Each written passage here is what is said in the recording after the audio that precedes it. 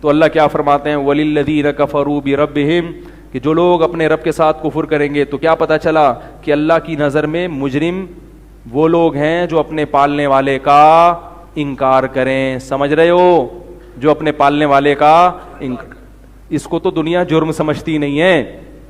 تو چونکہ جنت اللہ نے بنائی, جہنم اللہ نے بنائی, تو پاس بھی کون کر, پیپر جو ہے نا, جو ایگزام کے لیے جو اللہ نے جو پیپر بنایا وہ بھی اللہ نے بنایا ہے. تو جب تک اس پیپر کو فل نہیں کریں گے, میرے اور آپ کے کہنے سے نہ کوئی جنت میں جائے گا اور نہ کوئی جہنم میں. تو اللہ کہتا ہے سب سے پہلے مجھے مانو.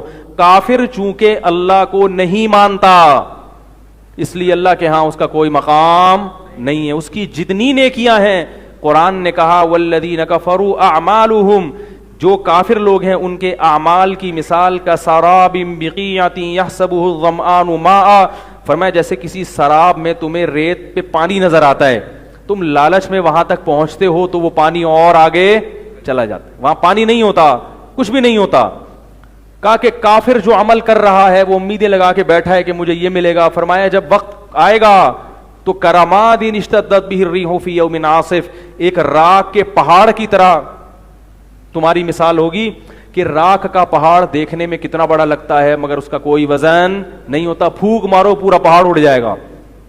تو یہ دیکھنے کی حد تک ہے, ان کے عمل میں جان نہیں ہے, کیونکہ یہ اللہ کے لیے نہیں ہے. کس کے لیے نہیں ہے؟ یہ اللہ کے لیے, جس نے کائنات کو بنایا اسی کو نہیں پوچھ رہے, جو تمہیں صبح شام نعمتیں دیتا ہے. اب دیکھو قرآن میں اللہ نے کائنات میں غور کرنے کا حکم دیا, سائنسدان بھی غور کرتے ہیں, مگر اللہ کہتے ہیں غور کر کے خالق تک پہنچو, یہ مخلوق میں ہی الجھے رہتے ہیں. اس کا یہ مطلب نہیں کہ سائنسدان جو کائنات میں غور کرتے ہیں غلط کرتے ہیں. میں یہ کہہ رہا ہوں کہ اتنا کافی نہیں ہے, کائنات میں غور بھی کریں, لوگوں کی خدمت بھی کریں, لیکن خالق تک پہنچنے کی کوشش بھی تو کرو. آپ کس نے بنایا, کیوں بنایا, ان دو سوالوں کا جواب تلاش کرو. آپ وہ ہم سے کیا چاہتا ہے, اس پر کوئی بحث ہی نہیں ہے کہ وہ ہم سے کیا چاہتا ہے. وہ کہتے ہیں چھوڑو یہ مولویوں کا کام ہے, یہ مذہبی لوگوں کا کام ہے. تو یہ اللہ کے جو پیغمبر دنیا میں آئے, سفیر آئے, انہوں نے تو یہی ہمیں بتایا, بھئی اس کائنات میں غور بھی کرو اور خالق تک پہنچنے کی کوشش بھی کرو. میں ڈاکومنٹریز دیکھتا ہوں بسا اوقات یوٹیوب پہ نا, مختلف قسم کی سائنسدانوں کی جو ڈاکومنٹریز ہیں, بڑی عجیب عجیب ڈاکومنٹری ہیں. یعنی جانوروں کے بارے میں آپ تحقیق کرو گے آپ حیران ہو جاؤ گے. سمندر کی گہرائی میں ایسے ایسے جانور پیدا کیے ہیں جہاں اندھیرا ہے مگر اللہ نے وہاں بھی زندگی پیدا کی ہے. اب گورے جو ڈاکومنٹری بناتے ہیں اس میں کیا ہوگا, ایسی ایسی کائنات کے رازوں سے پردہ فاش کریں گے کہ انسانی عقل حیران کی, یار خدا نے کیا کیا بنایا ہے. سورہ یاسین میں جو اللہ نے کہا نا وَهُوَ بِكُلِّ خَلْقٍ عَلِيمٌ, وہ ہر طرح سے پیدا کرنا جانتا ہے. تو ہمارا ان ڈاکومنٹ انگریزوں کی بنائی ہوئی ڈاکومنٹری کو دیکھ کر ہمارا ایمان بڑھتا ہے, بے اختیار منہ سے سبحان اللہ نکلتا ہے, کیا کیا بنایا اللہ تعالیٰ نے. مگر گورے جب یہ ڈاکومنٹری بناتے ہیں تو اس پر کوئی بحث, ان کے منہ سے سبحان اللہ نہیں نکلتا ایک دفعہ بھی, بس کہتے ہیں بڑی عجیب فطرت, نیچر فطرت کہہ کے سب کیا کر دیتے ہیں, ٹال دیتے. گاڈ کا نام بھی نہیں آتا, اللہ تو انگلش میں بھی نہیں کہتے کہ گاڈ کیسا طاقتور گاڈ ہے. لیکن عرب جب یہ ڈاکومنٹری بناتے ہیں, یہ پیش کرتے ہیں, اس میں وہ بار بار قرآن مجید کی آیتیں چلاتے ہیں.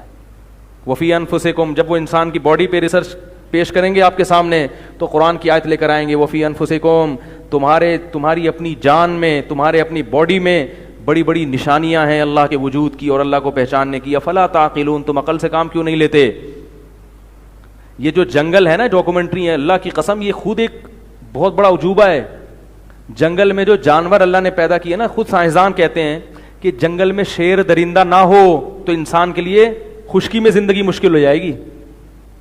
کوئی چیز اللہ نے بیکار پیدا نہیں کی ہے, یہ خود اس کی علامت ہے کہ یہ کائنات ایک نظام کے تحت چل رہی ہے, یہ اندھی نہیں چل رہی, کوئی چلانے والا ہے. بڑی سوچ سمجھ کے بنایا اس نے ایک چیز کو.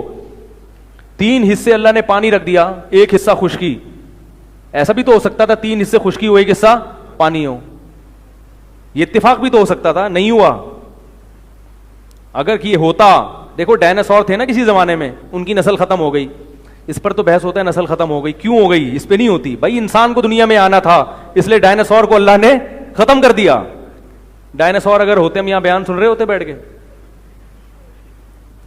وہ کمبختوں کے منہ اتنے بڑے بڑے تو کھا جاتے, پوری دنیا کو کھا کے ختم کر چکے ہوتے اب تک. اللہ نے آنے سے, انسان کے آنے سے پہلے اللہ تعالیٰ یہ باقاعدہ انتظام ہو رہا ہے انسان کے, بھائی اب انسان آ رہا ہے جس کے لیے بنایا, تو چھوٹے چھوٹے رہ جائیں گے, بڑے بڑے